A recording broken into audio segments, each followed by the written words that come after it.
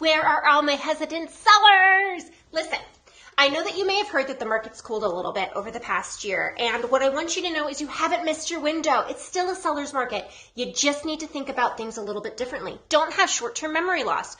Remember the days when we used to have to sometimes negotiate home inspection repairs or potentially negotiate closing costs? Well, I can help make sure that we navigate those conversations so you still feel like making a move today is a huge win for you.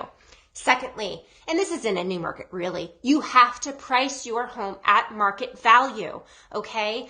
Buyers are going to be more concerned about their budgets given these interest rates. Plus, we always got to consider the appraisal value. And third, think about your first impression on the buyers. You have to be more attractive than any other competition. So those little features that I offer, like staging your home, they're going to be huge in today's market. So I'm a girl in Northern Virginia who's going to help to make sure that we get to the finish line. If you are in another market and you want to make sure that you're hiring a badass agent who's going to be on your side, give me a call. I'll help set you up with somebody who's awesome. Cassie Luchin, Northern Virginia expert.